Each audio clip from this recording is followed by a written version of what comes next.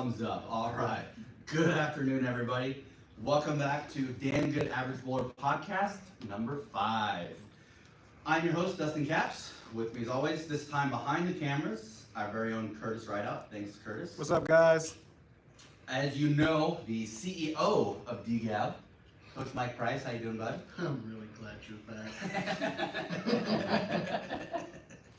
And a very special guest that we will bring in just a few minutes, Mr. Derrick Tate. We're glad to have you, brother. So, how's everybody doing out there? It's glad to be back with you. It is glad to be back. You like how I said that? So you can tell I've been gone for a minute, huh? Yeah, it's better than you saying adversity. Oh, we'll get to that. Don't worry. So we'll be tripping again soon. We hope everybody's doing great. We're glad to have you back. We've got a really good episode for you today. Before we get to that, though, how about we talk about the most recent Damn Good Average Bowler, or DGAB, news?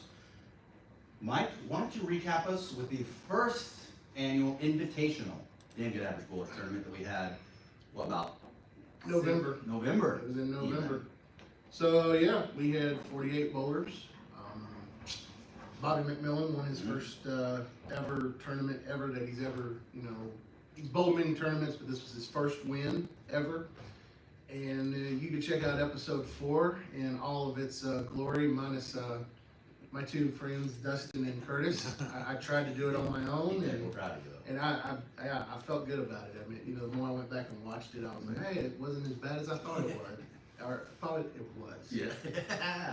Not just me today. No, it's not. That's all right. I So, didn't have to make you feel at home. thank you. Boys got your back. But out there for you guys watching live, we do this live, so it's kind of a question and answer type of thing almost. You guys are joining in with our conversation. You're just watching, so if you want to say hi, you want to ask a question, you want to engage, you have a comment, whatever, let us know.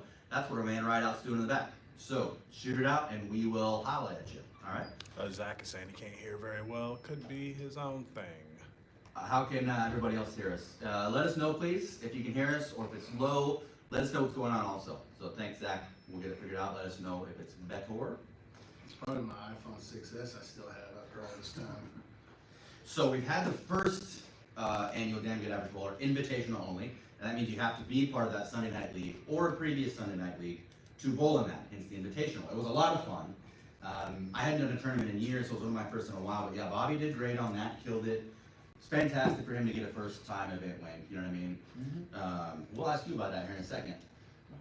Last thing, before we move on to Mr. Tate, I'm excited, man. Did you grab the box? No, I didn't. I tell you what, I'll go do that right now. So I'll be right back. we've got Damn Good, the second annual Damn Good Average Bowlers Invitational Tournament coming up. Mid-April, that's gonna be fun. And what Coach Mike Price just went to get is the prize, I guess. That's what you win, overall winner. Bobby got a real cool, like statue type of thing that lights up, those glass globes that lights up. This one is really cool.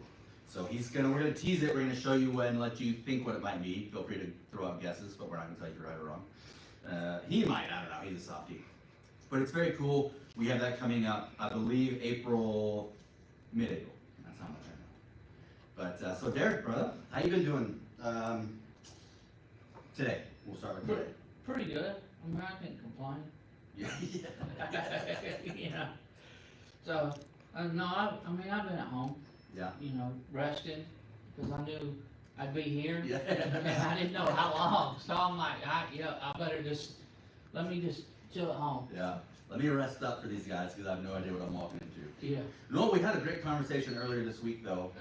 Appreciate your time, Ben. We got to talk a little bit about the story. Some of you know the story from just being part of the bowling alley, or the fundraiser a few weeks back. So, Coach Price has returned. He's showing it to my boys. They're off camera, but they're sworn to secrecy, as I am. It's freaking cool, really, to tell you the truth. But here we go, coming back in. This is what the winner of the second annual invitational DGAB tourney's coming on. Let's see, is it centered? Did I do it? Yeah. No, Michael. No. We tried. That's the box for it. It's I was blown away when Mike showed me just the fact that you would do something like that. You know what I mean? Because you put the tournament together, you put these things, dude, you do so much, Mike. So I just thought that was really impressive of you to do. That's freaking cool, man. Well, So good on you, fella. I got the idea from one of our bowlers in that league, so. Nice. And when you give me an idea, I'm gonna bring it to life somehow. Or at least throw it and see if it sticks. Mm-hmm, that too, All that right. too. But no, so that brings us, we're talking about the first one. Mhm. The second one is coming up on April 14th. As of right now, I've got 11 of y'all from this league this time and 4 alumni. So it's early. It is. We usually hit an explosion probably about, we're getting close to the end of the league, of course, but I'd say in about next week or two, we're really gonna have a more defined roster list for that tournament. So just, again, that's gonna be, and I'm gonna reveal that to the league tonight. It's pretty cool. What'd y'all think? We're getting Big eyes, big thumbs up. Big eyes, thumbs up. That's for sure. Awesome. Again, dude, I think it's awesome you're doing that. I'm glad to be back doing this podcast with you. And, yeah. So, moving over back to you, our very special guest this time, Mr. Derrick Tate, and I just got to meet you the first time again earlier this week when we got to chat. Let's start with your bowling history, brother. What got you into bowling? Kind of what got you started? When did you start, and what got you into it? Well, I went to Madison Crossroads Elementary School, Mhm. and they actually come out there and Yeah. trained us or showed us how to bowl, and gave us a free gift card, for one game. So I went home and I'm like, let's go bowling, why not? So we did that, and I started when I was 5 years old, and I mean, I've stuck with it ever since. Started the same time I did. I remember that in school, like in elementary school. We have them in the back, like the plastic and rubber balls and stuff that you had to do in PE class. Yep. We did that too. It was a lot of fun. That's cool that got you started. When did you know that, like, hey, this is something I want to do basically the rest of my life? Or you just kind of did it and. Well, I mean, I wasn't big enough to play like baseball, football, anything like that. So I'm like, you know what? Let's stick with bowling. Why not? I mean, it's something that I can do Mhm. by myself. Yeah, that's a good part of that. Why not? So I started and I started at Claymore, and ain't looked back since. I mean, well, other than the Yeah, last yes. few years, Yeah, yeah. but for the most part, I hadn't really looked back on it. I mean, I've enjoyed it, and I mean, there for a while, I was bowling 7 days a week. Dang, dude. And when I say bowling 7 days a week, I was talking 5 or 6 hours a day. Dang. So did you ever, we hadn't talked about this, but was there ever a point when you thought you wanted to pursue being a pro bowler or something, or at least regional or something like that? I did. I mean, we went, they've had pro bowling at the BBC. Mm-hmm. And Oh, that'd be awesome. so we went, I went down there and was like, hey, I'm gonna, join y'all. And of course, it never happened, but why not? I mean, Yeah. why not think about Yeah. it? Or try it. Correct. Everybody can think about it, but few people try it, whatever it is, whether it's bowling or anything else we talk about, because we talk about a lot of different things on the show. And a lot of the traits and characteristics and things that it takes to do that, it takes the same things for anything you want to be successful in. And that's what we found is pretty common. So it doesn't matter. You can play in bowling or jiu-jitsu or acting or singing or dancing or football, whatever it is. A lot of people want to, but very few actually figure out, hey, let's go try. So I think that says a lot right there. To see people Correct. do that. So, well, and let me ask you, I heard you the other day, I know how many 300 games you got. How many 300 games do you have, and what's your high series? I've got 300 games. Of course, none of them count. I mean, and my highest series, I think, is a 791, 792, something like that. And that was on the Parkway Masters at Parkway. Didn't you have 299 that night? Yeah. Wow. So, hey, I've come close, Yeah. but I've never shot an 800. I'm trying. How did the 791 feel? Were you more upset you didn't hit 8, or are you? Yeah. I was. That's how most guys tend to be. That's a bowler thing. Yes. We'd rather just shoot 750 and go, yeah, we didn't have a shot at 8. You shoot 790, you're like, Yeah. Yeah. I don't have to worry about either of those yet, because I'm carrying like a 155, so we're good right now. But, oh, I want to touch on that, because I know a lot of y'all are bowlers, you know what I mean, we're bowling out here and everything, but for those of you that aren't as familiar with bowlers, or maybe are new or have no idea, you had heard Derrick say, I got 3 300s, but they don't count. Now, Coach Mike, why don't you tell us what that means? Why they would count and why they would not? So we have leagues here in the center that are sanctioned and non-sanctioned. So when you're in a USBC sanctioned league, you know, obviously if you shoot 300, then that's gonna give you your official sanctioned 300, and they're gonna put it on your USBC profile. And that's pretty much the difference. So it's, in layman's terms, either it's sanctioned, or Curtis, help me out. Ain't It sanctioned. ain't sanctioned. Well, we haven't done that in a while. We haven't. It's been a couple episodes, but so, okay, cool, that, because there's a lot of things that I'm still learning. His depth of knowledge in bowling is so ridiculous. It's like a doctorate, and then I'm sitting here with like a freshman in high school's education, talking to this guy, I'm like, you need to dumb it down for me, bro. All right, I think I've done pretty well with that. pretty good. So I haven't really done it very well. No, I appreciate it, man. It's always impressive. So through a lot, you bowled a lot, obviously. What are some of your most memorable moments? Your most memorable, or some of them? My most memorable probably is shooting 3 300s. Mhm.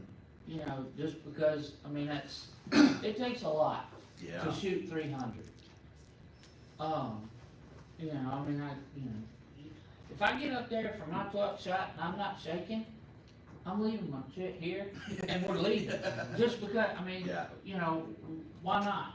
You know, I mean, Mike could tell you, I've actually walked out of here after a tournament and left 12 bowling balls and everything else Yeah. on the lane and just left because, and everybody's like, why? I said, but I got 40 bowling balls. These 12 that I'm leaving here ain't bothering me a bit. You know, so- Derrick has paid my checks a couple of times. So, you know, I guess it all depends, you know, I mean, shooting 791, yeah, I was upset about it, but I was also happy about it, because I'm like, Yeah. hey, I done something pretty close, you know, to 800, so why not? And then, you know, so it all, I guess, like I said, it all depends, Yes. you know, on what what I'm feeling for the night, Mhm. you know, so I can't, you know, it all depends. Yeah. Any given Sunday, any given day, man. Yes. So I'll ask you this, and then we'll transition after this one. How would you typically handle adversity on the lanes? I used to get mad. I mean, Mike can tell you, the console that down there where it don't have any chairs, Yeah. I broke it. Like, I hit it and I broke it. I mean, you know, That was you. yeah, We're not condoning violence, but sometimes chairs, you know, Take the break. brunt of our rage. yes. So, you know, like I said, it all depends. I've calmed down. Like, I mean, I really have. That's So- because you're dead now. Yeah. I think you're a girl dead too. So, you know, I guess it all, you know, depends on who I'm bowling with or who I'm around, should I Yeah. say. You know, depends on how I feel, you know. I mean, I'm not out there cussing and swinging, you know, on everything and everything else. So, I Just guess- swinging. yes, but, no, I think it's helped, and like I said, Mike's kind of taught me, hey, you need to calm down. I mean, there ain't no sense in it, you know, so. I've actually bowled one of his tournaments and qualified first, and then lost the first game of the stepladder. Yeah, you're talking about the Parkway Memorial. I remember that. Yep, Yeah. Steve T beat me, But you still got a high qualifier pot for that, so it wasn't all in vain. no, but. But it happens. Yeah, Yeah. You can never expect anything. correct. Well, my friends, you have faced a lot of adversity. See, I did it. I was ready for the first I'm one. proud of you. I nailed the first one because I was ready, and at the point, You with just had to adversity, you had to practice. I did, I was ready for it. See, I didn't set myself up for the second one.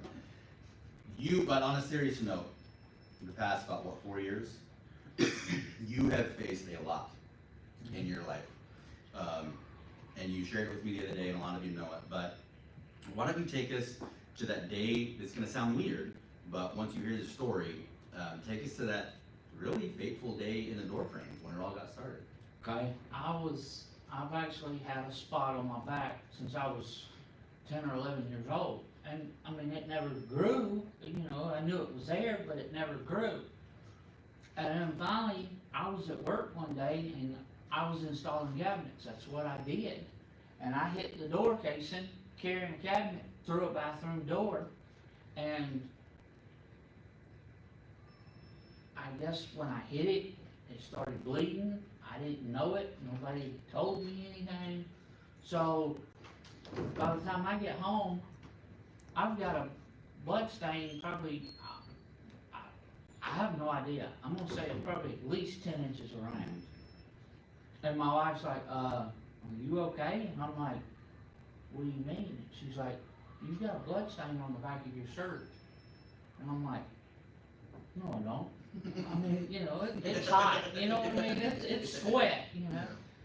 So I took my shirt off, and sure enough, I mean, it was a blood stain.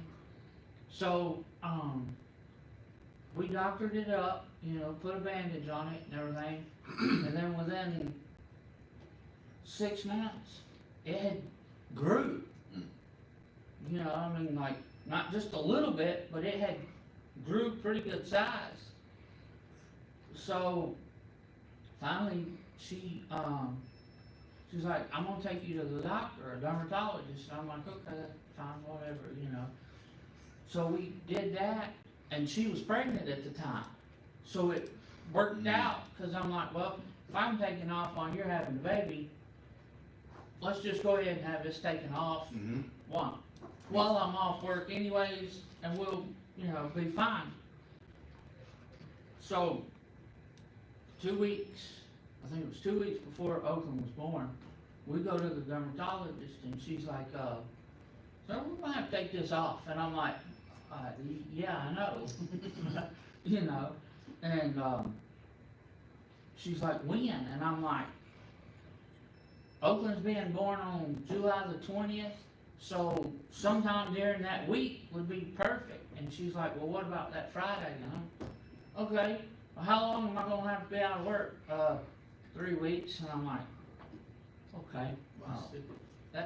that's fine, you know, I'll take a month off. Did that seem excessive though? Because initially, at this point, you still don't really know. You just think it's a spot on your back. You don't know what it is. Correct. Did 3 weeks seem excessive when they first said that? Or was that just normal? I think it was just normal. Okay. You know, just because of what she was gonna have Okay. to do to All take right. it off. Yeah, yeah. You know, so, Oakland was born, of course it was COVID, so nobody could come see us at the hospital. I mean, it was peaceful. Yes. So, you know, we did that. We went home on Thursday, cause Becca had a C-section, so she had to stay up there 4 days. So we, you know, leave Thursday afternoon, and then on Friday, I end up at my dermatologist in Madison. So they're like, okay, we're taking this off. And I'm like, that's fine, that's what I'm here for, Yeah. you know. So I was there for probably 3 hours, Mhm. and they took it off, sewed me up, sent me home. 2 weeks later, I mean, it was 2 weeks on the dot, she called me and left me a voicemail. I was like, hey, I need you to call me. I'm like, It's a dermatologist. mhm. So I'm like, okay, that's fine. So I call her back, she's like, that's a melanoma. And I'm like, okay.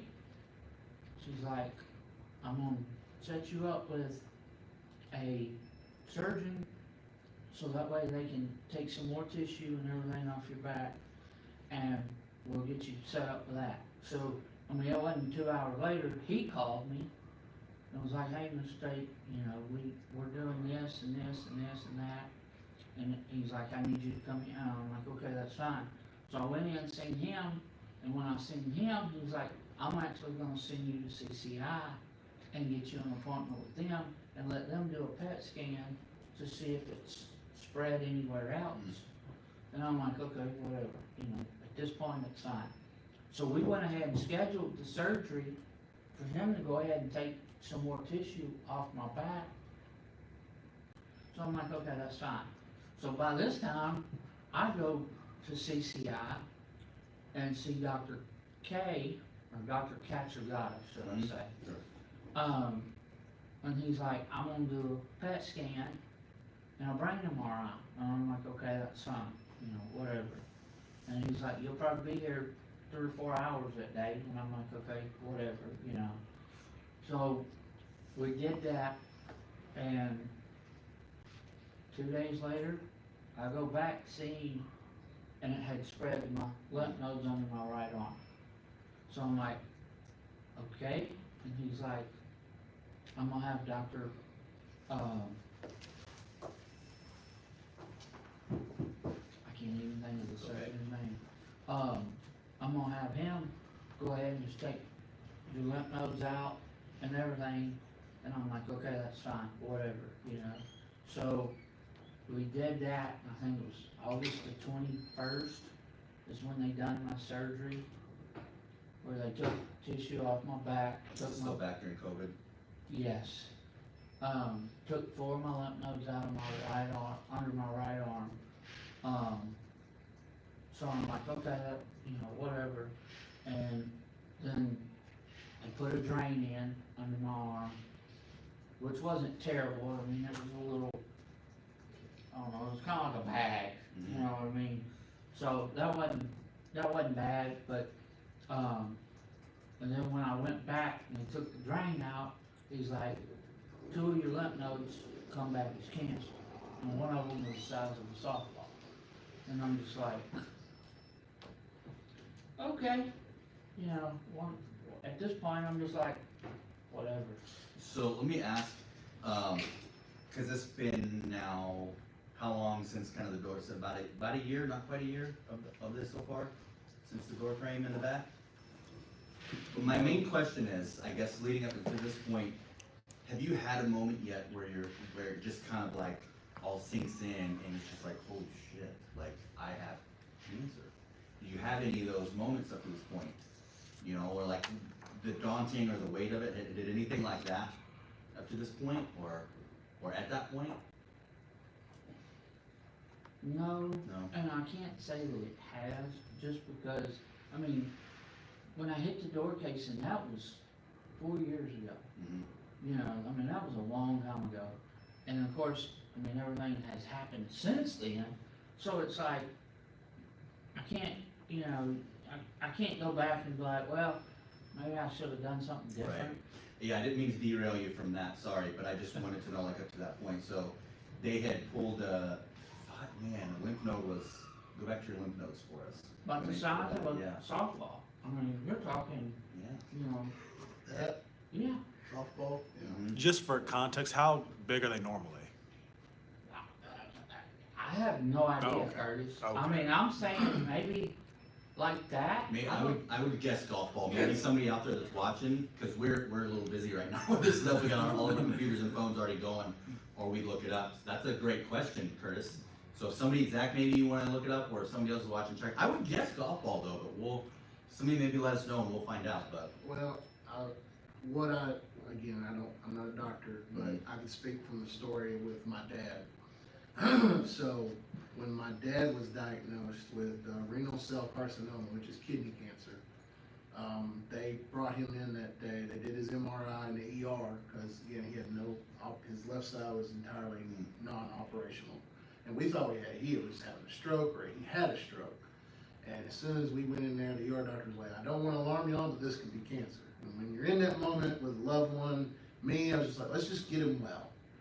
And what did it for me is the ER doctor came in a half hour later, and he had 2 like images, and one was when my dad 7 years prior had an MRI done, Mhm. and he looked and he said, "Mr. Price, did you know you had this on your kidneys 7 years ago?" And I was real puzzled. I was like, "You never told me." Why would I? And the ER doctor showed me that the one from 7 years ago was just like an itty bitty spot, Hmm. and then the one he did that morning was like that. That's not good. And so, again, it's like I think it varies. Yeah. It depends on, like, can they tell something? Is it just absolutely obvious? Which I know you're gonna get to your brain here too, because that was Yeah, super oh my obvious when you gosh. showed me your MRI there. But that's my experience of, like, what can it? So Right. continue. I just No, you're fine, man. Pull a lymph node turning into softball. And how did that? How do you respond to that? I mean, even though I'm blown away that you would never. I remember the first thing I wrote down from the notes from you is like never not been mad at the world. You know, that's been your perspective to this whole thing. I don't know that I would have been able to carry myself that well. I mean, it's impressive, but I mean, even if not, when I'm not trying to say, oh, dude, what is it? But I mean, you're hearing that. How do you process that? I guess having my daughter, Yeah. you know, has helped, because I'm like, what's the point of being mad at the world when I've got a 4-year-old or 3.5-year-old, you know, growing up, watching her. I can't be mad at the world because I know I got to live for her, and I gotta make sure she grows up with somebody taking care of her, you know, so I can't say that I'm not mad at the world, but I can't show it. You got other things to do. Yes.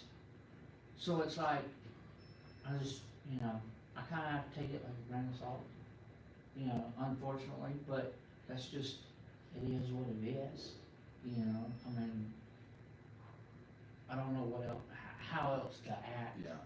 you know, other than, I do have to stay there for my daughter. Yeah.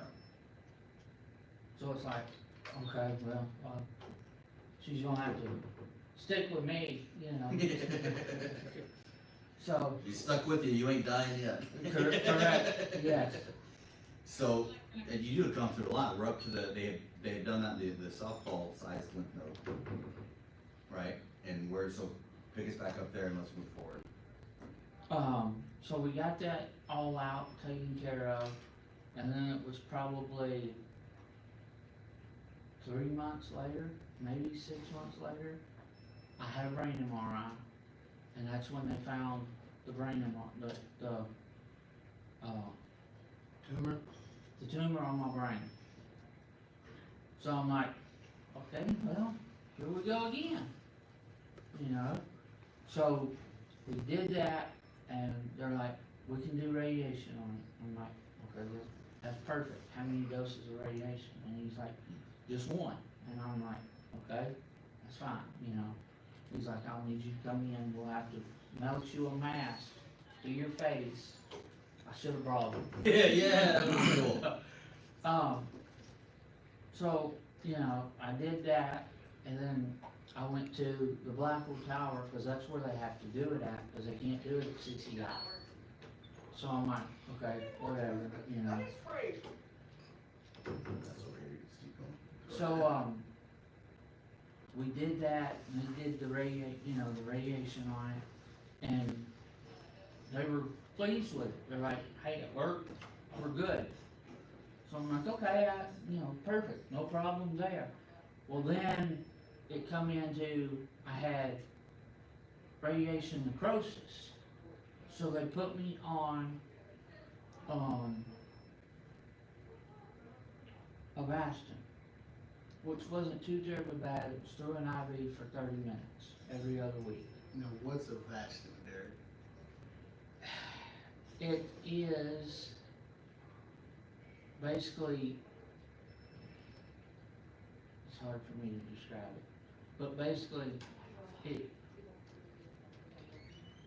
cancels out the swelling from the radiation, Mhm. Okay, I'm with you. you know.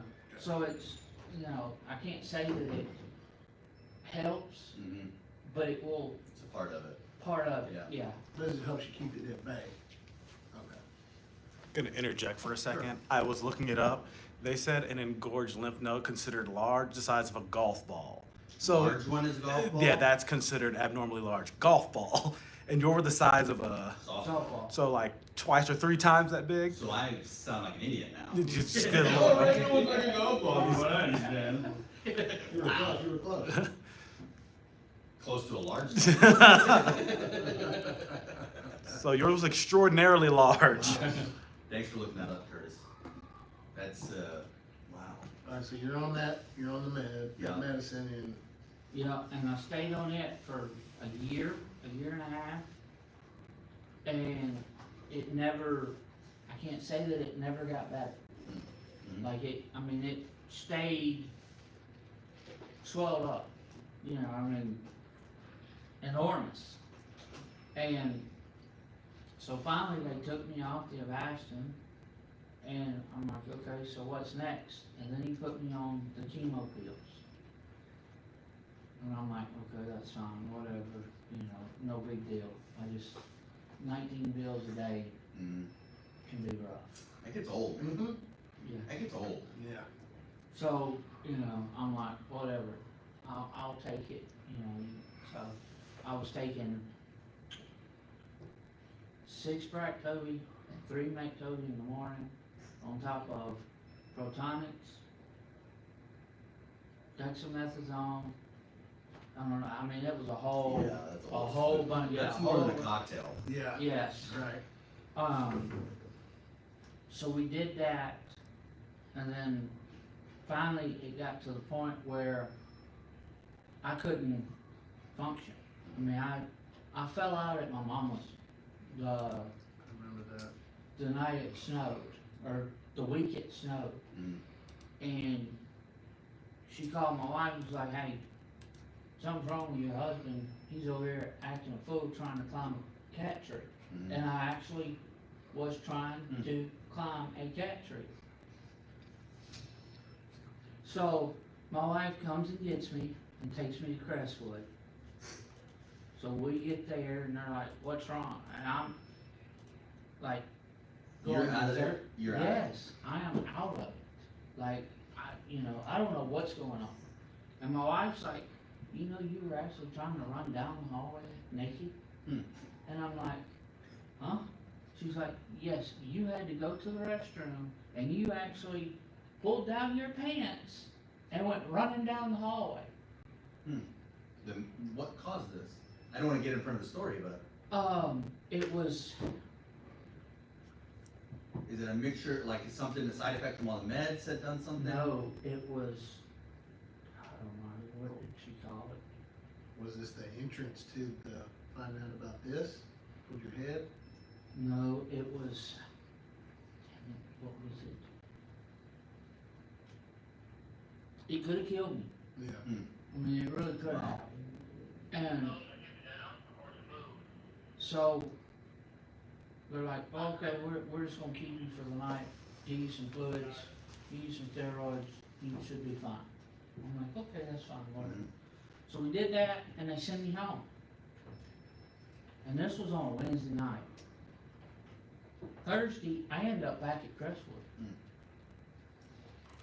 So I'm like, okay, something's wrong, Yeah. So I stay there again, Thursday, Friday, Saturday and Sunday and Monday. I didn't see a doctor Saturday or Sunday. Like nobody, absolutely nobody came in there on Saturday or Sunday. So,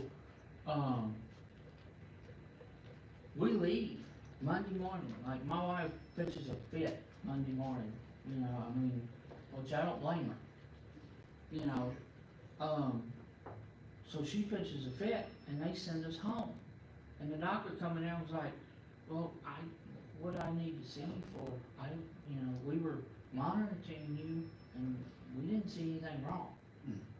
And my wife's like, oh, no. So she didn't see that. So I'm like, okay. So that Wednesday, my surgeon calls from Vanderbilt and was like, how's Derrick doing? And I'm like, I'm not good, but, I'm okay, And he's like, get him up here. So he admits me to Vanderbilt. So I'm like, okay, perfect, whatever. So we get there, and they were gonna do an EVD, which is shit. Yeah, 'cause I don't know what it is. Yeah, I know. Sounds like something you take penicillin for me, I don't know. I don't mean to make light of it, I thought. Oh, you're fine. What are you doing, Are you Looking it up. Googling it? I'm trying to look it up right Oh. now. Trying to CEO Haas, External ventricular drainage, temporary method of draining, cerebrospinal fluid. Yep. I had the fluid. Now, does this happen around the time you had your stomach issue? Because I thought you were up there for 3 or 4 days at Crestwood because, like, you weren't able to eat or drink anything. Okay, now you want, okay, so we'll backtrack to that. Sorry, I mean, I thought it was in the No, ballpark. you're fine, Mike. So, during all this, they actually swapped me and put me on 2 immunotherapies. They put me on Opdivo, and I don't think it was Keytruda, I think it was, something else. And my doctor said, look, it's 4 treatments every other week or every 3 weeks, but I can't say that you'll make it through all 4 of them. And I'm like, what do you mean? And he's like, most people make it through 1, and I can't say that it kills them, but it makes them sick. They can only tolerate one. Correct. Mhm. So I'm like, okay, whatever. Wow. So we did the first one, and I was fine with it, no problems. I did the second one, and I ended up sick from it. So I ended up at the emergency room for that, because I couldn't eat, I couldn't do anything. So we was up there for 3 days, I think, 4 days maybe. And then we come home, and I'm okay. So we do the third one, no problem. I do the 4th one, and I end up sick, and I'm up there for a week. And at this time, it had actually made my small intestine swell shut. Wow. So I couldn't physically use the bathroom. I mean, anytime I ate, it was coming up. Mm. So we did that, and of course, by this time, it's the 4th one, so I'm like, well, we're done. Yeah. Why not? So we did that, and I was like, okay, we're good. I'm done with this. We're good. So, we didn't think anything else about it. So we just kind of let it go. I'm like, okay, well, that's perfect. So, but then back up there at Crestwood, or Vanderbilt, he come in the next morning, because when we got there, it was like 8 o'clock Wednesday night. I mean, it was late. So he come in Thursday and was like, okay, we're not gonna do the DVD until we do your surgery. And I'm like, okay, whatever, I'm fine with that. So we sat there for, that was on Thursday. I don't think I had my surgery until the following Tuesday. So it was like 5 or 6 days, you know what I mean? So I was okay, I wasn't hurting or complaining, or, of course, they were giving me so much medicine that it didn't matter. I was taking 24 milligrams of steroid a day. So it's like, you ain't feeling a damn thing. Right. And I'm like, okay, that's, perfectly fine.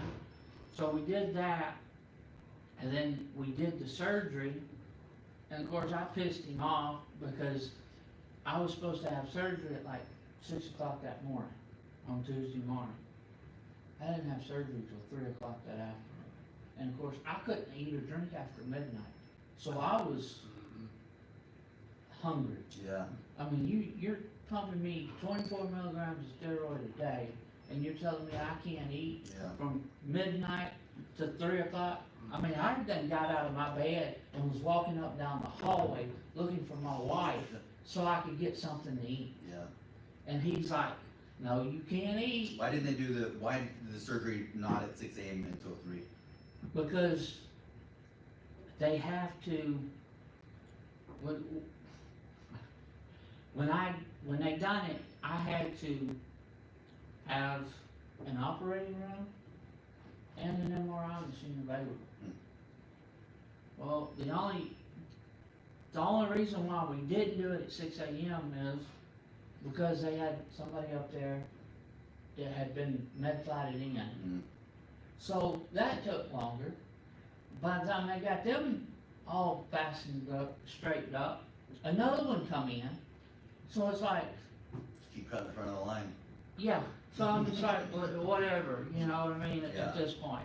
So, you know, and then surgery started at 3, I think, and it didn't get done till 1:30. That night? Yes, it was 8 hours. I think Becca posted like 6 times the update about you. Damn, dude. Yeah. So, yes, it was something serious, Yeah. and Wasn't it like, and you can tell me if this is like wrong, like chronologically or whichever, but I remember you had that bowel stuff, that got situated, and then they did another MRI on you, and that's when you had contacted me and said, hey, like, I've got this spot on my brain. You actually, I think either your wife posted or you sent me the picture and was like, hey, this is what my brain looks like. And all I know is I saw this, and I immediately had flashbacks, because they did that to my dad, and my dad had one of those, and he had like 100 different ones around his head. So his stuff had already metastasized to his brain, and, you know, so that really hit me hard, and I was like, I remember I asked you, I said, what are they gonna do? I said, they're gonna get on top of this, they gotta operate, because I think you did you not have a seizure? You didn't have, okay, I swore I thought you like had a seizure, and then that's when they found, okay, No. so, no seizure, good, okay. But that happened, and like, that's when they really like, hey, you were gonna do this, that was that EVD, yeah, Yes, okay. they were I'm trying to gonna get my do that. timeline here, okay. So, yeah. yeah, they were gonna do the EVD, and then they were actually gonna do a LITT procedure, which is, what they do is they stick a rod, a metal rod about that long, down into your brain, to that tumor, and they light it up, heat it up. Really? But because of the scenario, they couldn't do it, so they ended up cutting me from ear to ear. I mean, pretty much, you know, Literally from like right here, all up here. And Correct. And then just peeled you open? yes.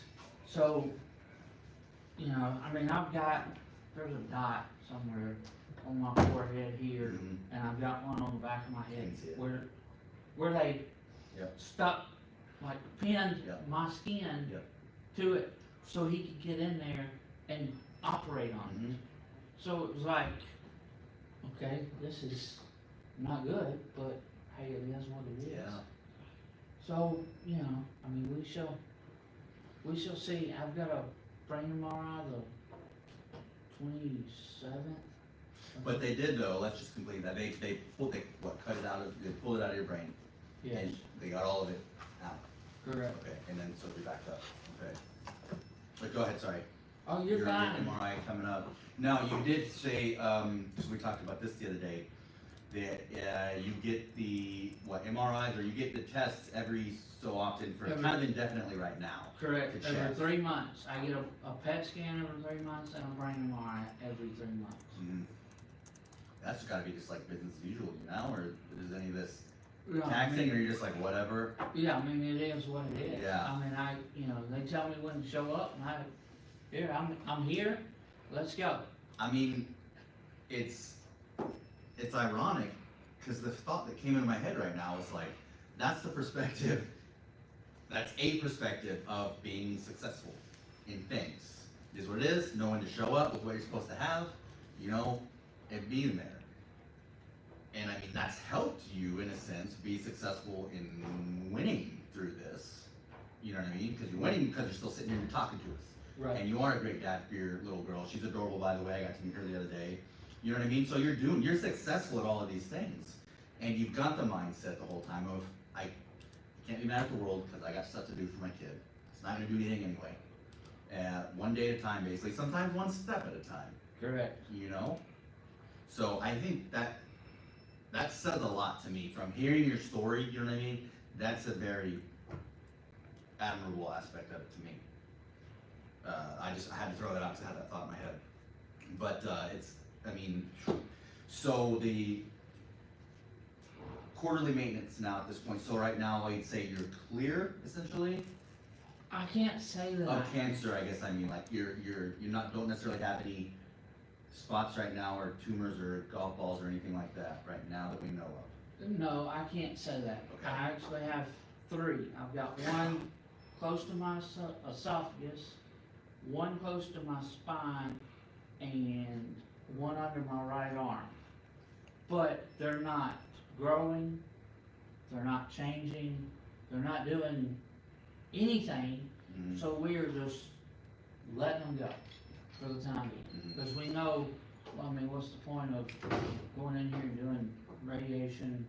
I mean, you know. More trauma to the body, Correct. So we're just kinda like, well, we'll just keeping an eye on them. keeping an eye on 'em. Mhm. So I can't complain. Again, I don't know how we're doing with watchers or whatnot. If there's any questions, comments, concerns you got shared, because I know, Coach, you said you can relate. You know, my sister's had cancer before, nothing to this extent. But you want to share your experience, feel free. You know what I mean? Let us know of anything. What are some ways that your life has changed since, we'll say, the day before the door frame? You know what I mean? Till now. Some ways that your life may have changed that you maybe didn't expect. Something that's been a little, again, you didn't expect during this journey, we'll call it, you know what I mean? For better, for worse, or whatever, what are some things now that you, sitting here 4 years later, kind of like, huh? Probably, I'm gonna probably say that eating wise, cause like, I can't eat what I used to. Mhm. I mean, I can't, you know, I mean, physically, I can eat whatever I want, but it doesn't taste the same like it used to. Like there for a while, I couldn't eat ketchup. I couldn't drink sweet tea. Oh, no. Mm. You couldn't ketchup? Oh, I bet that was the worst part of this, huh? Yes. So Because it's everybody knows, like I do, Derrick loves his ketchup.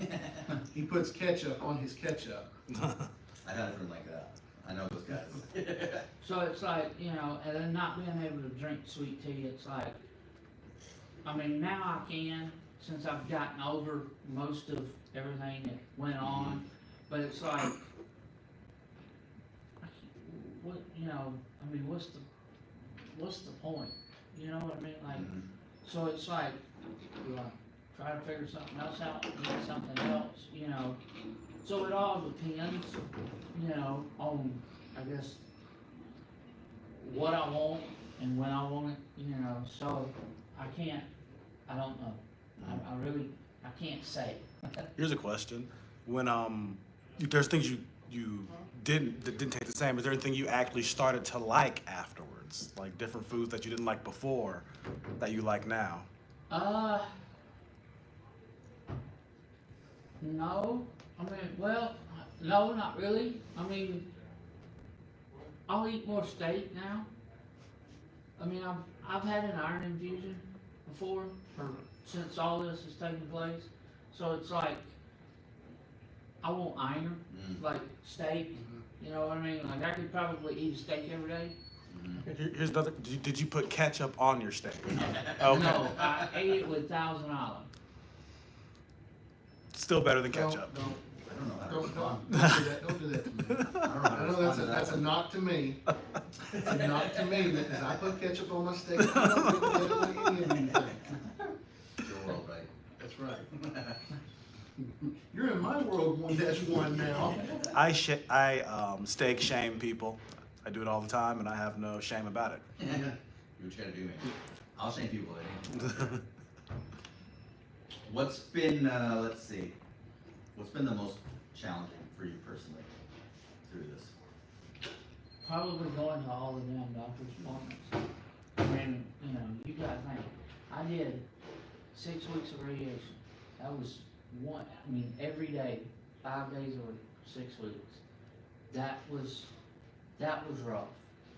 Just because I had to get up and drive myself to CCI, or, well, CCI. That way. Yeah. I'm with you. You know, I mean, yes, it was only 3 blocks from my house, but it was still the fact of having to get up and drive up there every day. And I would be there for longer than it took me to drive there. Yeah. And I'm sure they came with like, hey, we gotta take some blood. Or did they?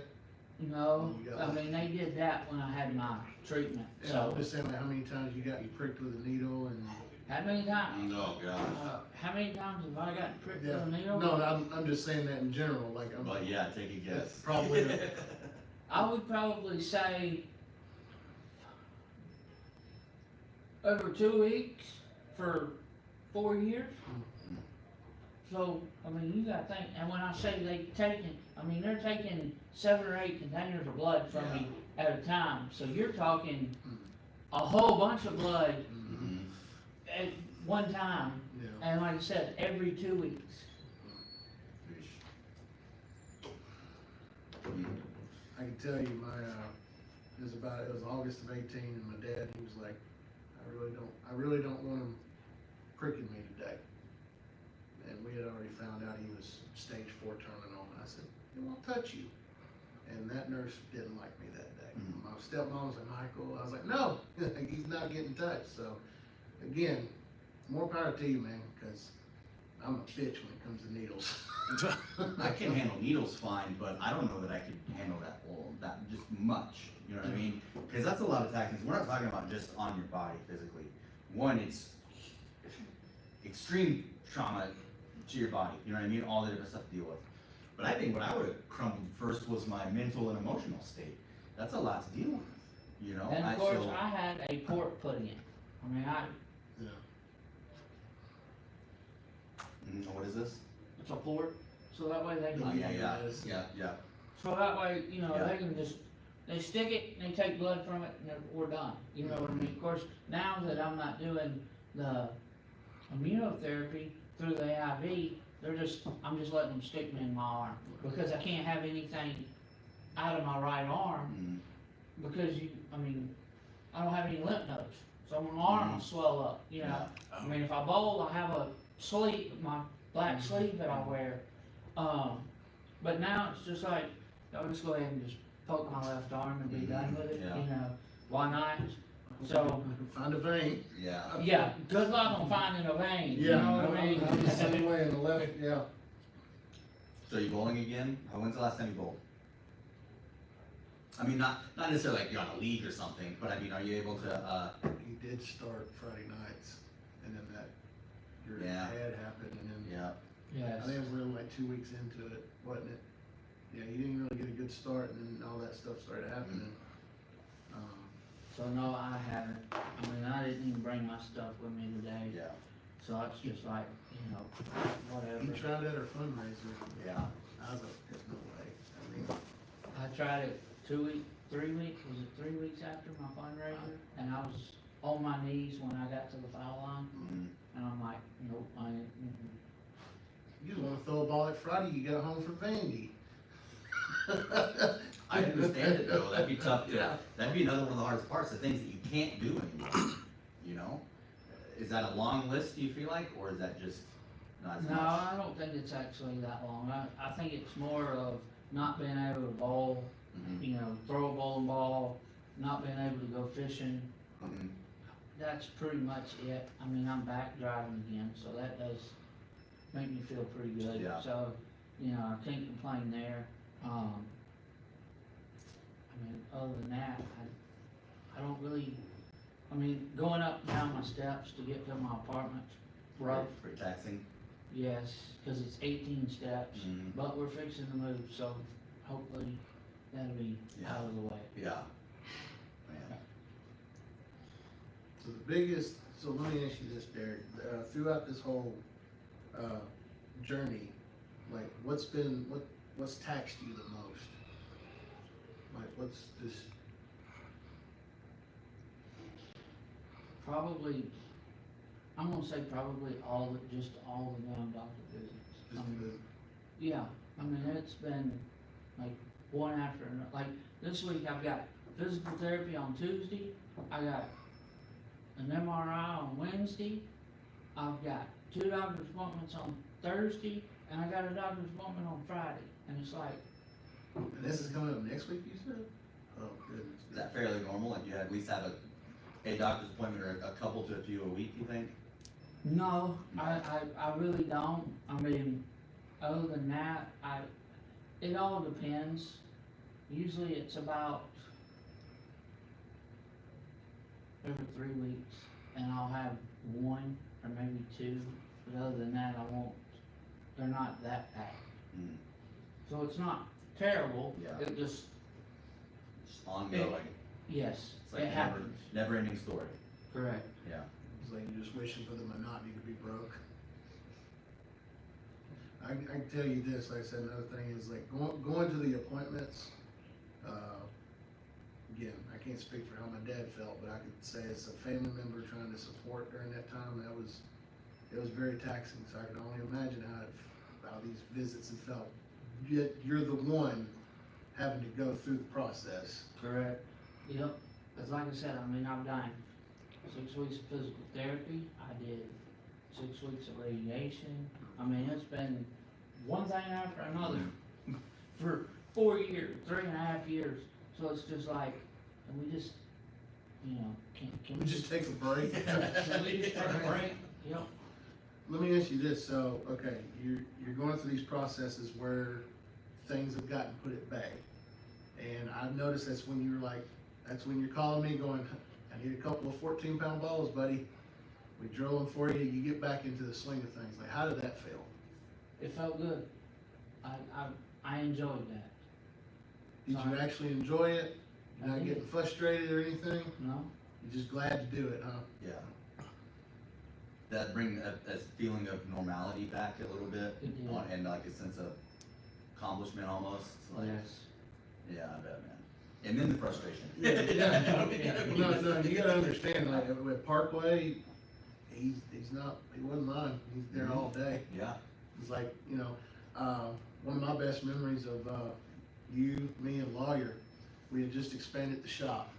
We'd gotten 2 rooms and like Oh, cut the wall down. We got everything functional.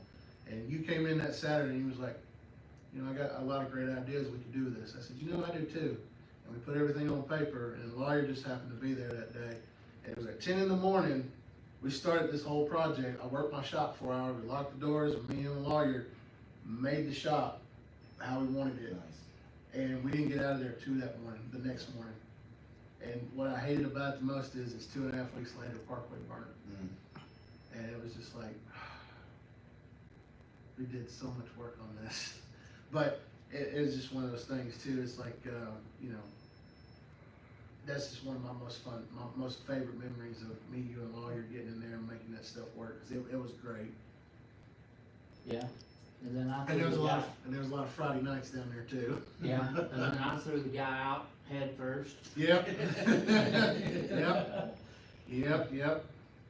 I was gonna say, watching you guys talk about this stuff is very interesting because it's like the community of the bowling alley Yeah. and like how you build that. And touching on that, like I'm wearing my Bowling for Derrick shirt. You guys come together a lot to take care of each other. So how was that like the fundraiser when you came in and saw all those people here that were here for you? How did that feel? Now that was Lamica's idea. I had something in my head I was wanting to do, and Lam was like, "We really need to do it." So he actually hey, I was like, "Okay, cool, boom." It made me feel good. I enjoyed it. I really did. I mean, it made me feel real good. That many people came out to show up and bowl for me on, what was it, Sunday? Mhm. Yeah, on Sunday. So I don't have anything bad to say about anybody. I mean, like I said, we all had fun, we enjoyed it, and that's all that matters. feel like there should be a slow clap right now after he said that. It's a great question, Curtis. Really great question, because I was gonna ask about the fundraiser type of thing, but I I've like jumped the way ahead of you, worded it. sorry. No, you put it better than I would have, I think. Because you bring in the bowling community, and I think that that's an awesome aspect of it, because there's so much diversity here in the lanes in every aspect. You know what I mean? As far as our backgrounds and experience and life goals and life experiences and things like that, that you have such a broad array of people like that, but then when something like this happens, you know, everybody's like, what do you need? Type of thing, in a sense. So I think that that was a great question. I like the way you put it. And that's why I like being here, man. Like, I'm glad that I fell into this crowd of people, because it's, like you said, I don't have anything bad to say. I didn't get a fundraiser or anything, but I just mean the people here, I mean, you know what I mean? You guys know what I mean? Yeah. Right. But it's great people here, and that's one thing I told you before the podcast is like, hey brother, we're here to have a good time and talk about good people. You know what I mean? Right. And that's the majority of what we have here, and I think that that's awesome. So how long do you think before you're gonna actually be able to roll a ball again? I don't know, Mike. I really don't. I mean, I'm gonna try to come Tuesday and see if I can bowl before league, but I can't say that I can. So have the doctors put a restriction on you, or is it really just you It's just me. convincing yourself, hey, I can do this? Because a lot of people, maybe some people do know this, but Derrick likes to throw the ball hard. I don't mean to jump ahead, but that's funny, because something that we talk about all the time, I may have mentioned it to you briefly in the agenda, but I certainly didn't say it to you specifically, you know?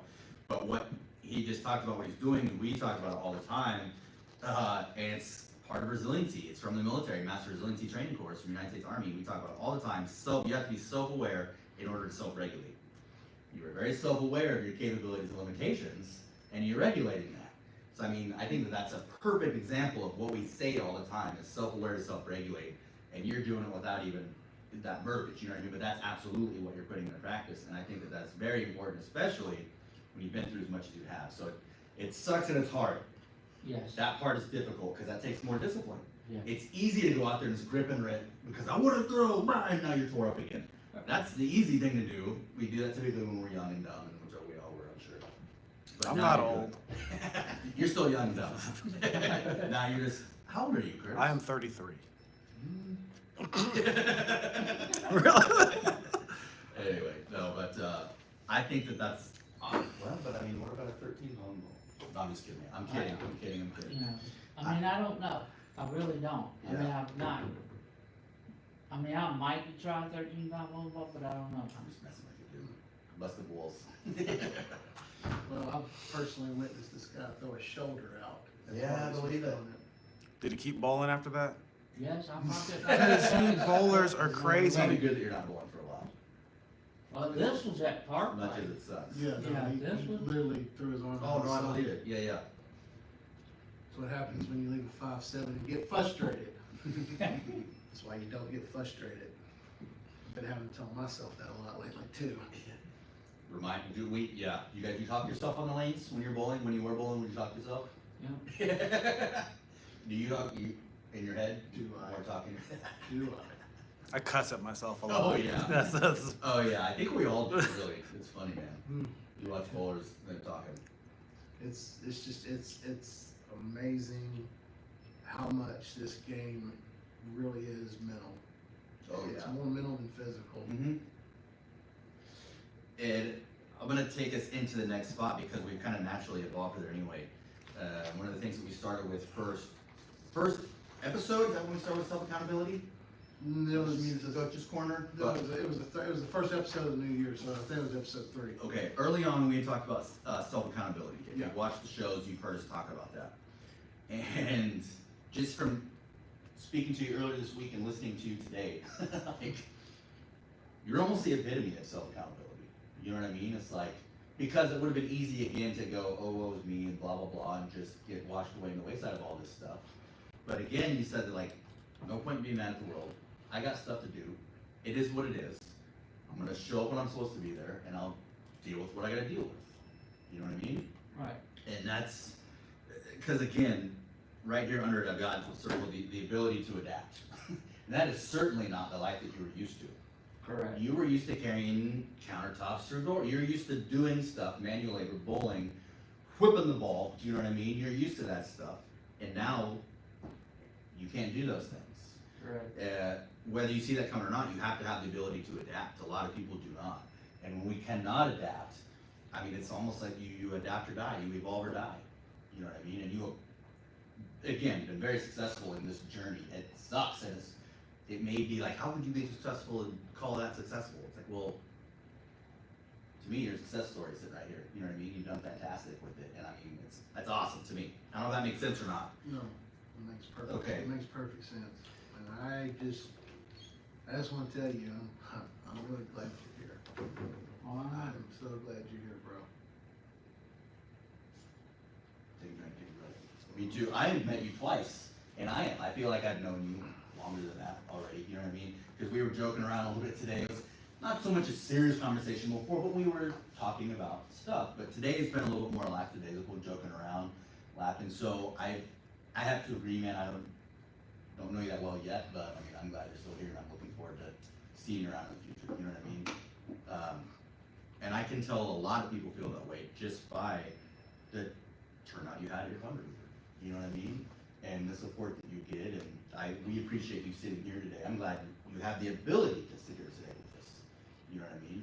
But And that's another thing too. I remember when you showed up that Friday after, The Friday I come home. Yeah, when the Friday you come home and you come down here, like, there's so many people I was talking to about it, and they were like, I can't believe he is walking that well. And I was like, yeah. Like, I think it's like a general idea. It's like, okay, he just had major, like, brain surgery, like, seriously, like, serious brain surgery, and you were walking and talking and communicating. So it was really, really, like, it really astonished a lot of minds. And, Oh, I'm sure. All you was tickled, for sure. Yeah. So, yeah, I mean, And you look great, man. Like I said, you do. mhm. Like, I'm telling you, man, like, it's just something that a lot of people can just get behind. And really, and again, like I said, with this whole self-accountability thing, I mean, if, were you ever afraid? I've never asked you this, but did it ever creep in your head? Because to me, if it did, you never showed it. Because this whole time, you just, like, everything you said to Dustin and myself and Curtis. yes, I can say that I have been afraid. I can't say that I've showed it, just because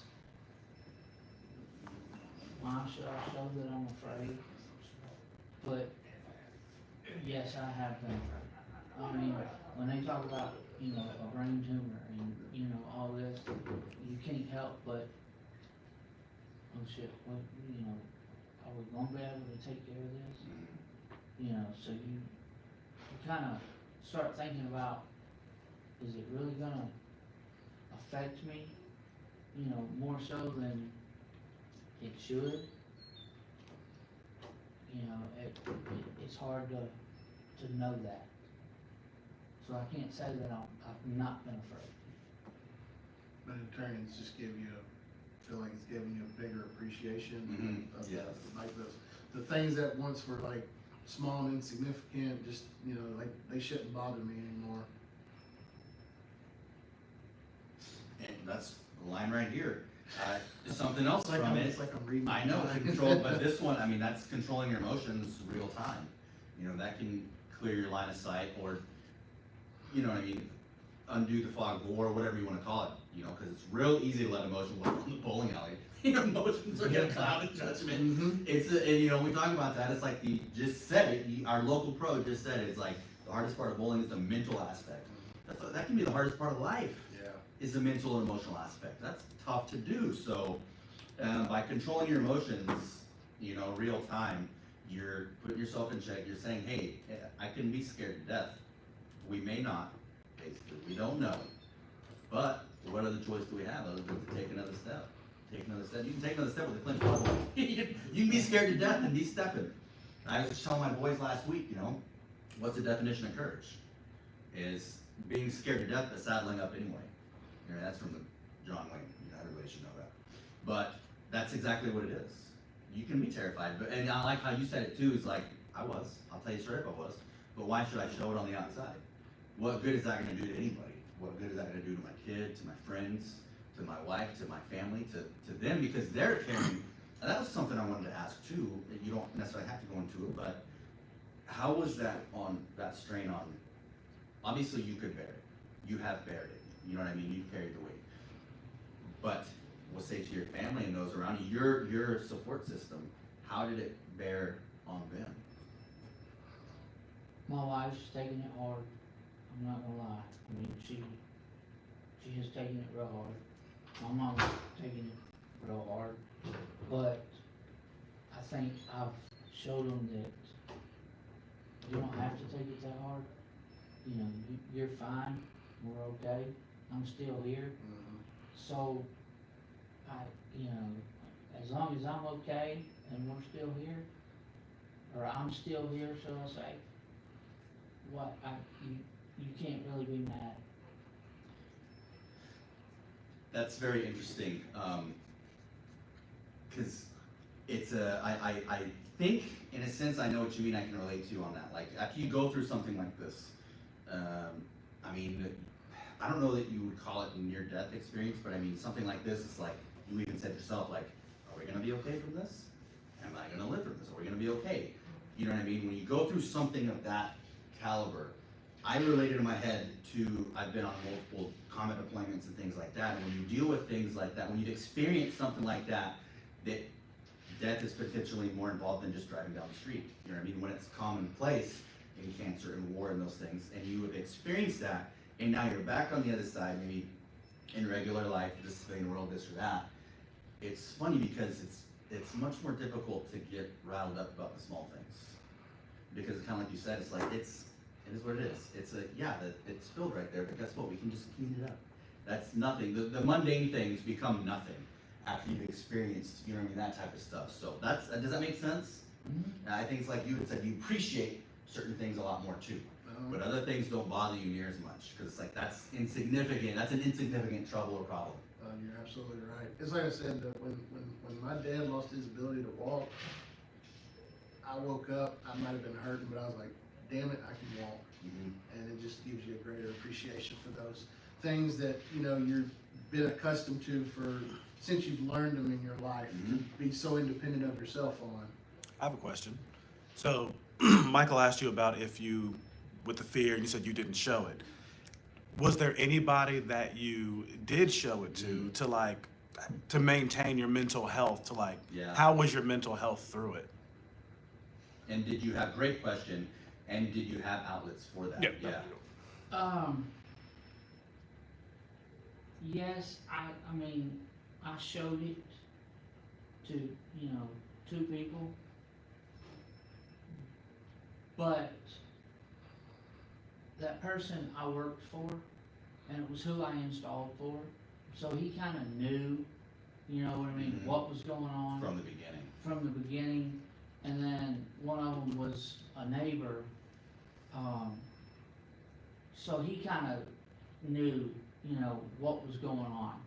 Other than that, no, I mean, they didn't really, nobody really knew, you know, and I'm not trying to say that because I don't want somebody getting mad at me because I didn't show them or tell them, you know, what was going on, but I'm just like, those 2 people kind of knew what was going on more so than my mama, my wife, you know what I mean? So, it all depends. Another great question, Curtis. Well done. I'm trying. But I think that reminds me of another thing we've got on the agenda to talk about, that we just did, is what steps to take. You know, and going through something like that, I think you have to be aware of that. Again, those self-aware, self-regulate, and then you knew the outlets that are best for you. And that's what we would stress is, if you're going through something, anything, even just life, even life in general, you need those outlets. You know what I mean? Let alone cancer stuff, all that. That's insane. But even just with regular life, sometimes you need those outlets. We talk about it all the time. You know, men's mental health, emotional health, and we can share things. So I would say it's very important for you to understand your support system, not necessarily understand to have those outlets, whatever it is, with activities and people. Because sometimes you need to go and just vent stuff out. But it's a lot of times as simple as simply saying, hey brother, I am not doing good right now. I got a lot weighing on my shoulders. I'm worried about this, I'm worried about this, I'm worried about this. And basically all I'm telling my buddy is, hey, I need you to listen and I need you to tell me, I got you, brother. But guess what? It sucks. You got strong shoulders, keep moving on. You know what I mean? Sometimes even just saying that, hey dude, I'm scared. Or I'm afraid, I'm tired. You know, or I can't do this, or I'm worried about this. Sometimes you just speaking those words, to me anyway, I've experienced that. Sometimes when you just open up, and then you'll say like, oh, I feel better, I just need to get that out. You know, how many times have we done that? It's like, I just needed to tell you, Curtis, I'm scared shitless, brother. You know, like, I'm so scared right now. Well, and it's like, hey, it's okay to be. Don't even need solutions. I just need to be able to say Correct. it out loud. Not seeking solutions, that's the thing. It's not I don't need dialogue right now, I'm not asking for help. I just need you to listen, you know? One of my old best friends just the other night said that exact same thing. He's like, yeah, I just need to tell you how hard it is for me right now. And I just listened and said, yeah, I've done. You know, so, and I didn't mean to, that made sense to me again, but the what steps to take, and I think that you, again, you're nailing this cancer thing, man. I don't mean to make light, but, you know, it's been very impressive. So, yeah. We'll be wrapping up soon. If you have any questions, we'll kind of go ahead and start making last call. We'll be turning the lights on here soon. If you have any questions, comments, concerns, it was a bar reference, Curtis. I know. They can't see me. You're mucking up him. No, but let us know anything. You know, you don't have to ask anything. Maybe to say hi to Derrick, say whatever. For the show, for Mike, for us, whatever. Send it. We'll be signing off here in a few. I know I haven't been really good about content lately, but we're trying to really get back into the swing of things. So, my apologies for that. It's just, that's kind of what you got to talking about, mental stuff. I went through a really bad, rough patch there to start the year out. We did that one episode, and then all of a sudden we had stuff planned, and then of course things happened, and so on and so forth, and then I got sick, and then Dustin got me sick, and then Curtis sick, and then nobody wanted to be around us, and then I don't know, I got done with that. We got done with that whole it came full circle finally, and I don't know what happened, but I went into a mode, and my bowling was terrible, and I was really harping on myself because it's like, what's going on? And I think probably about 2 weeks after that, things really started happening, and finally here we are. We've been playing this episode, and we've provided that to you guys today, and all of our schedules wound up how they were, and we're all here. Curtis, even though he hasn't been on camera all, you know. I'm all here in this spirit. episode. Doing a bang up job. Had some great questions today. Yeah.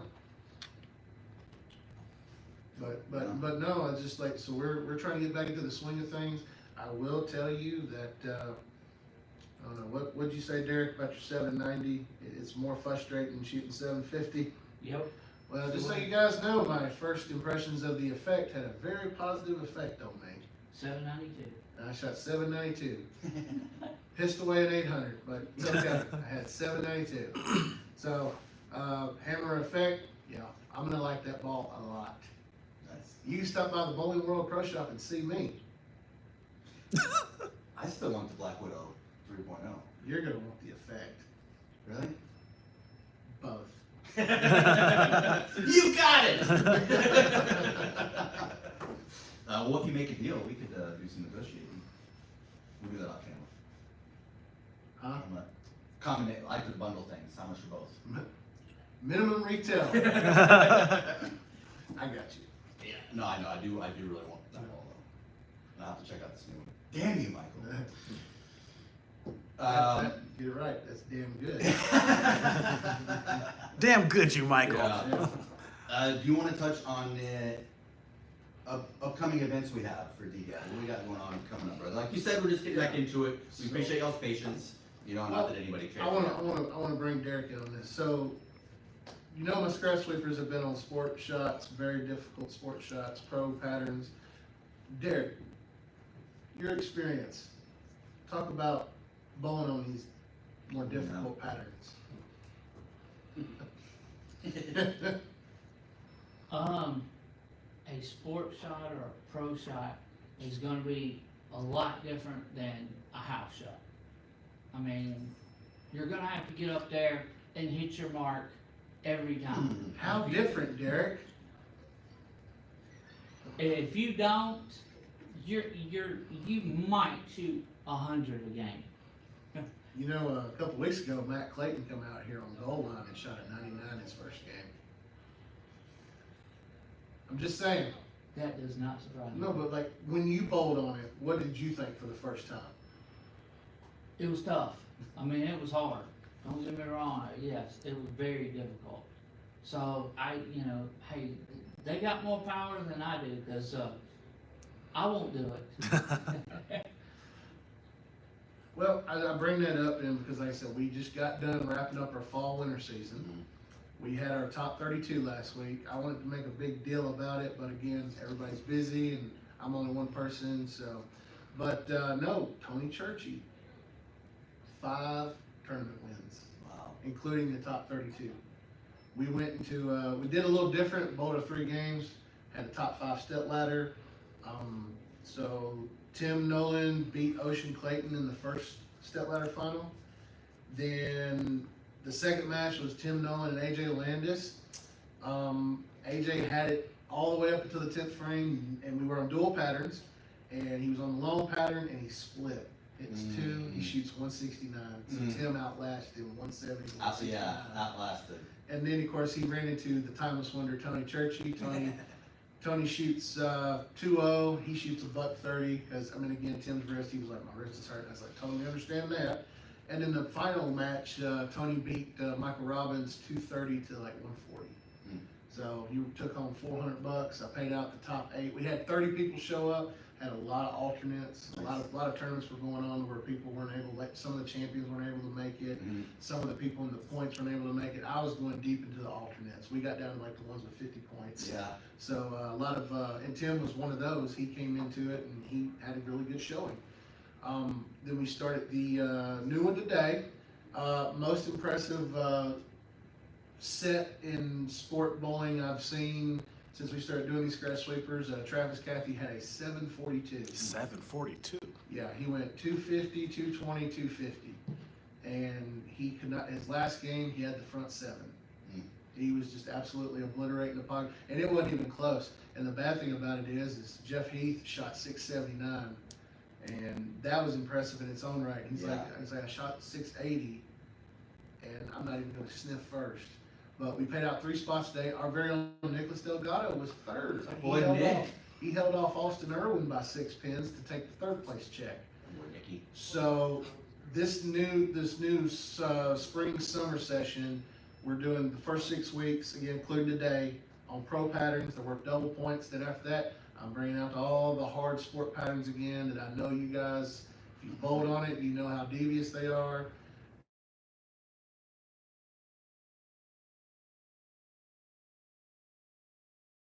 That's right. And then we've got the invitational coming up. Maybe I think we might be going episode 6 for that one, possibly, because like we did episode 1 That'd be for great. it. Yeah. And again, you guys will see what I'm going to be giving the winner tonight. If you're bowling in the Sunday Night League, you'll be able to see it because I'm presenting it before league tonight. Curtis and Dustin have already seen it, and as you guys know, Dustin's kids were very wide-eyed about it. I was salivating when I I saw was it. too. I'll probably post a picture tonight with that on my feed. Hey, you know what? That's cool. But we got that going. Curtis paid me the ultimate compliment the other day. When I showed you the belt. What did I say? I showed you the belt and you were like, you said something about people, I can't remember. I don't remember either. I think it was like these people don't. Oh, the center. It doesn't deserve Michael. It really doesn't. He goes above and beyond. I said that to start the freaking show. See? Great minds think Well, I alike. know, but what I'm saying is that during that time when he said it, like that's probably the most ultimate compliment that one can get. And He I'm goes very grateful for out of that. his way to just keep things fresh, innovative, and fun for these people. And doing it. Yes. That's when I got on board with him way back in the day. Oh, like last year, like when I first moved here in the summer. But 4 it was, episodes. yeah, almost 5. But no, we talked about things. You know, you said, yeah, I got a brand. I want to do a podcast. I want to do these things. And then you started doing them. I noticed that you were doing them. The first things I saw was the hot wing spare challenges. Yeah. You know, and then I was like, oh snap, this guy's actually doing it. He's not just talking about it. He is doing them. You evolved through that, and I was like, oh shit, he actually is doing them. The strike and spare derbies, which I really miss. That's one of my favorites to do, is commentate the strike and spare derbies. Those are fun. That is fun. I want to try to get Derrick on that too when Yeah. he's able to Yeah. do the strike and spare derby. But to see that being done, and then you listen. You also listen. You know what you want, but you also listen to the people around you. You know what I mean? So I agree with Curtis. Yeah, they don't. I just assume at this point he's gonna try a bunch of stuff, and he's gonna be Adam Sandler, and we're gonna be Adam Sandler's friends. I'm So we're good gonna with be in that. all the stuff you do, just in different. We're gonna be throughout the whole journey. Well, I mean, like I said, it's just one of those things I've come to learn over the course of time is it's like, again, we've talked this numerous times, but I really look to Gary Vee. Yep. I cannot say enough about the stuff he does, and one of the things I can say that I watched the other night is he was talking to a woman on one of his Instagram lives that he does every now and then, and she goes, I know I'm not going to be big like you, but and as soon as before she said, but he literally pulled her in and said, I forget what her name was, but it said, hey, you are someone. Mm-hmm. You are someone, and you are worth it. Just do it. Like, just don't wait for anything. Don't wait for like that little cue for somebody to go, yeah, you should do it. And that's kind of what we've done with this, with this brand and everything. Like I said, I've been as gung-ho about getting into it and posting stuff, and this is probably the first thing on YouTube I've done since the Black Widow 3.0, but we have been putting our heads together for ideas and content, and then being able to have people like Derrick come on and really enhance the shows and tell us their stories. It's a wonderful thing that we've got going, and I mean, and that's another thing you just helped me lead into. Mm-hmm. I'm looking right here at the computer. Oh, We got yeah. 256 Look at that. followers. Nice, We're dude. literally we're another 50 away from 300, and that's the thing. It's just like Yeah. not focusing on the result, but more on the process. Yes. And that's what we're doing. And I'm just, like I said, I had a little rough patch there for a while. I didn't really want to do anything. I mean, I'm just being honest with you guys. I just didn't feel like it. I didn't want to get up and do it, but I did it. But here we are. And again, just being able to be reinvigorated too. Like I said, Derrick telling us his story, dude, you just have no idea. When it brings things into perspective. Yes. So if you, like, guys, I'm just saying, if you wake up one morning, you think your life is absolutely horrible and everything. I mean, again, I'm not saying people don't have a right to not feel, because we're down in the dumps, stuff like that. But I'm pretty sure if after you watch this episode, if you haven't had like some kind of thing coming, like an idea come through your head and go, you know what, maybe it might be a time to, change the perspective, change how you think, just try to change, again, what we say a couple episodes ago, 1% better every day. Yes. And it's easy to backtrack 30 or 40%, but it can fall back easily just in the snap of a finger, which is what happened to me. But now it's like 1%, let's keep pushing forward. Yeah. You brought up Gary Vee. That's one of the things I love about him is fall in love with losing. Mhm. Like, people are afraid to do something because like, oh, well, I don't want to be any good at it. It's like, no kidding. You just started. Why would you be any good at it? You're supposed to, you can't be the master without being the fool first. Like a big thing I associated towards this Brazilian Jiu-Jitsu is like, my coach telling me, he's like, you know what your job is as a white belt? To get your ass kicked. So look, you know what I mean? That's literally your job, is to keep showing up to the mat, step on there, and I'm not expecting you to win as a white belt. You showing up and going out there is you doing your job, So you're not going to be good at something you just start. You have to get over yourself and be willing to look like the fool. I mean fool compared to master, you know what I mean? Not an idiot, but I don't care. I'm good at looking like an idiot. But you've got to be willing to get out there and try it, and there's no losing, there's only learning. There's only losing if you don't take anything from it. You're the only loser if you don't learn anything from what you just did. I You know what just mean? loved that so much. There is no losing, there's only learning. Yes. I loved that Yeah. so much Yes. just now. And I think if a lot of people took that mindset, like you almost lost to the chair, but you would have learned something if you did that. And that's a win. And that's a win in itself. So good catch there, Curtis. But no, it's like you said. It's just we're always learning something, and it's the same thing about bowling. What is like one thing I've had to learn to adapt to? We as pro shop operators have had to learn how to adapt to people that are not using their thumb, that are two-handed. Yeah.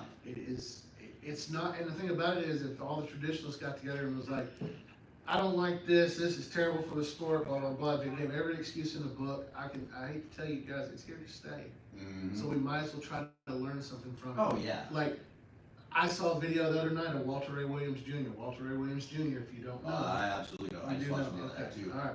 Well, you seen him on TV with the Legacy Cup. Yeah, I watched that. They had a Facebook live feed. He bowling in league, two-handed style, with a smiley face Visiball, shot 300 with a Visiball, which is a plastic ball. And I mean, never missed a pocket. Just absolutely just nutted every shot in the 10th frame that they posted. So, what are you laughing at, Curtis? We'll move on.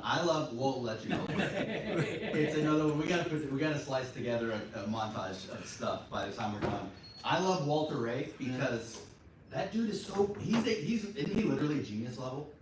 He's so smart, like he's stupid smart, and he's the type that will use like, it'd probably make myself sound dumb trying to sound smart, but the engineering and the angles, he was so smart with bowling. You ever seen him throw horseshoes? Mm-hmm. He's got a horseshoe pit in his house. Well, And like, that was the thing I saw. he was better at horseshoes before he was bowling. Yeah. It was ridiculous, dude. I mean, he's just dropping he's stacking horseshoes on top of each other on the pole. You know what I mean? And it's usually, because he looks like a nerd. But he does. You look at him, he's like a dad nerd. But he is one of my legit favorites. I love Walter Ray Jr., dude. So you like nerds? Yeah. Okay, You kidding me? Nerds are usually smart. Yeah, Nerd I is thought you were going into the nerd. No. These days, to me, dude, a nerd is a compliment when I use it. Okay. Because that means you're smart at something. And they might be your boss one day too. Probably. Well, I don't know. I might be my own boss. Sounds much better. That's the goal, be your own boss, Yeah. actually. So I will have a nerd for a boss. Yeah. We gotta wrap it up. Anything else? I don't want to cut anything off. I don't want to leave No. anything on the table. But I No, think dude, this is great. I appreciate you guys, the ones that have subscribed to the channel. If you haven't subscribed, please do so. Also, in my profile on YouTube, it shows a link to my TikTok page, the Facebook page. Like it and follow it there. And the Instagram, go follow us there, because I think we might be trying to get together with CW do again. something else. Yeah. Yeah. Yeah, for sure. I'm gonna start. I've been talking about mine, but also I have a podcast of my own, Caps Wisdom. I've been talking about getting season 2 going, but I plan on doing that this year now that I'll have stuff to talk about again. You know. But absolutely, man. I think that's a good merger. I just wanted to say it like that. Merger? Yeah. Merger. Merger. Yeah. Derrick, thank you so much for joining us, man. You're welcome. I hate to say this and sound cheesy, but it really is like a true inspiration of all of this stuff. You told me your story, and I'm like, what the fuck, dude? Like, stop already. We You can know what I mean? we can bleep that.